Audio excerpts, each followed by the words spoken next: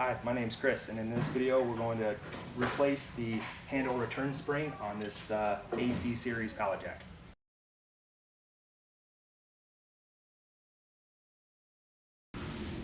So the first step we want to do is lower the jack completely, and in this case I'm using a pallet jack stop here to secure the jack to make sure that it doesn't wiggle around too much and stays in one spot while I'm working on it. You can also use a block of wood or something like that if that works better for you. So step one, we'll remove the chain linkage from the release lever underneath here, and I'm pulling the chain, control chain, from the handle axle hole and just leaving the linkage lay behind the handle so it's out of our way. Next, remove the roll pin holding the handle on in place.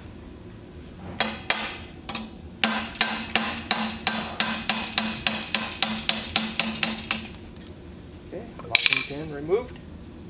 Now before we remove our handle axle, we'll want to relieve the tension that's on our return spring, and we'll do this by putting a hold down pin, or in this case a long screwdriver, through the hole that's in the pump body, and it will hold down our spring so we can get our handle off more easily. So I'll pull the handle down far enough to get our screwdriver through, and now as you can see there's no tension on our handle, so we can pull our axle out freely, more easily. There we go. It's our handle axle with the hole where the chain went through, and now the handle's free. So now what we want to do is relieve the tension on this spring so we can pull our hold down pin out. I'll use a, in this case, a 8-inch C-clamp. You can also use probably a 6-inch C-clamp might be a better fit for it, but whatever you got on hand. We'll tighten this up on the spring enough to take our tension off of the screwdriver, and then we'll slowly and carefully let this spring come back up.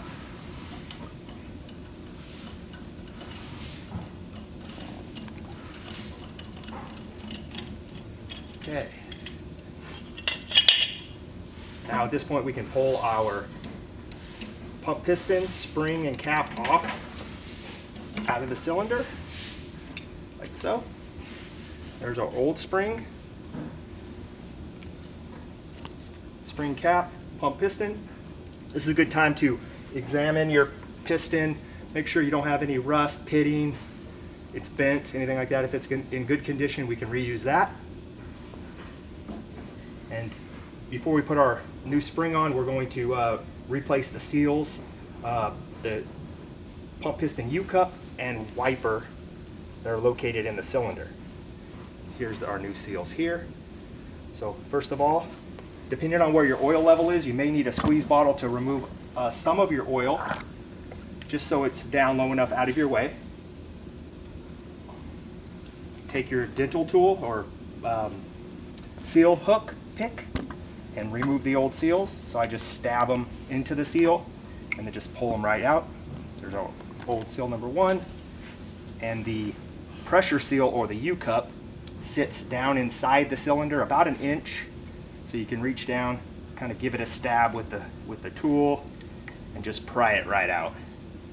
You want to try to be careful not to scratch the inside of the cylinder too badly, but there's our old seal. So clean up that area. Take our new U-cup with the wide side or gap side facing down. Can be a little tricky to get these installed, but what the trick I like to use is taking the seal with a pair of needle nose pliers and wrapping the seal around the needle nose pliers like so, and then inserting it into there and letting it unwind into there. So kind of wrapping it around the pliers and then letting it unravel into the groove. It can be tricky.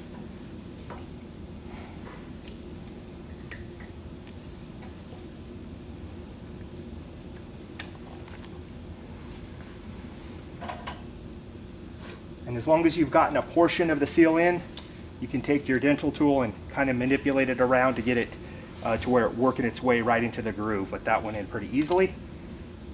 After you put your pressure seal in, take your wiper seal, install that next. That just can fit right down in there. Wiper seal installs with the lip facing up or outside. It's also referred to as a dust seal. So after you have your new seals in, next thing you can do is place your new pump piston spring over the cylinder. Place your spring cap on there and your pump piston.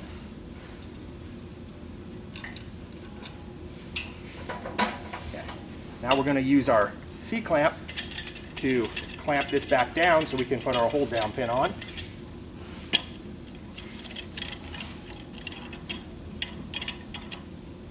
You can do this job without a C-clamp. It can be done. You can use the handle to force this down, but it's much easier if you use a clamp.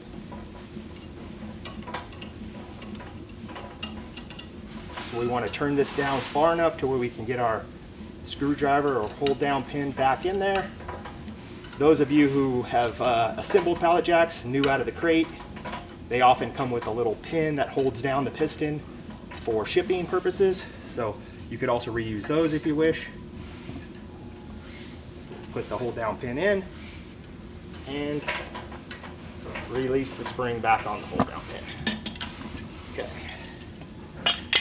Now that we're at this point, we can take our handle assembly, place it back between the ears of the pump with the chain still out of the way.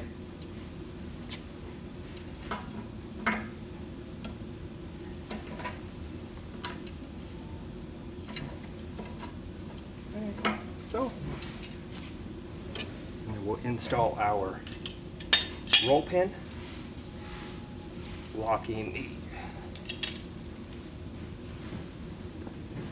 the handle axle in place.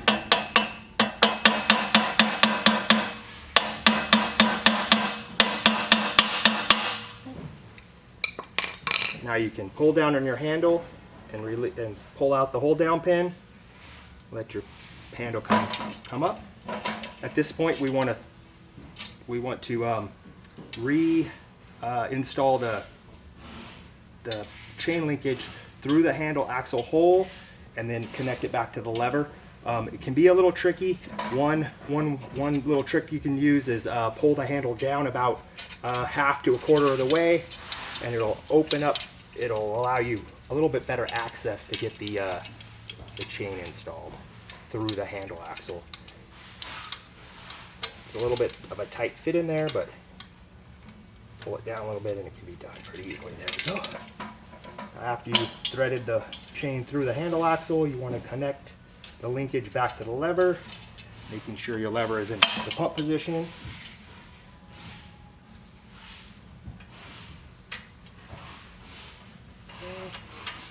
Chain is connected to the lever.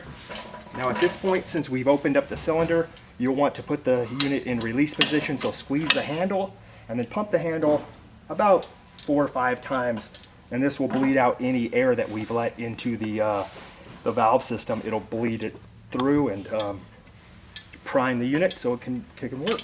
And now we'll test it.